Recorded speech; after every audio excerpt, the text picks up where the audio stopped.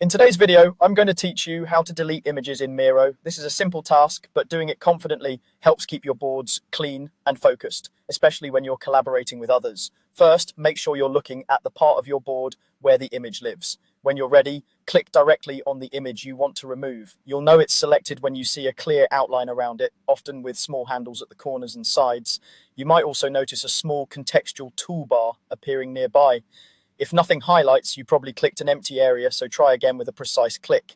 If the board is crowded or several items are close together, zoom in slightly to make selecting that exact image easier. The key here is to confirm that only the image itself is selected before moving on. Once the image is selected, you have two straightforward ways to delete it. The fastest method is with your keyboard, press the delete key. On some keyboards, especially on laptops, this key may be labeled delete, or it might function like backspace. Either way, with the image selected, pressing it will remove the image from the board immediately. If you prefer using your mouse, right-click directly on the selected image to open the context menu. From that menu, choose Delete. As soon as you select that option, the image disappears from the board. Both approaches do the same thing, so use whichever feels more natural to you. A quick reassurance here: deleting an image removes it from the board, but it doesn't affect the original file stored on your computer or elsewhere.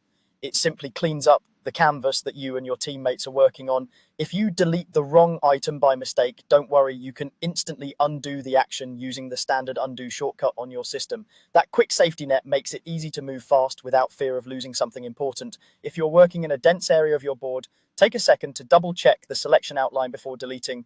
This helps you avoid removing a nearby sticky note, shape, or frame by accident. A small pause here can save you a trip to undo.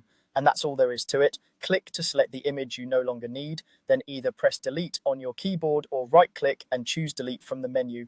With that, you'll keep your Miro boards tidy, readable, and ready for your next idea.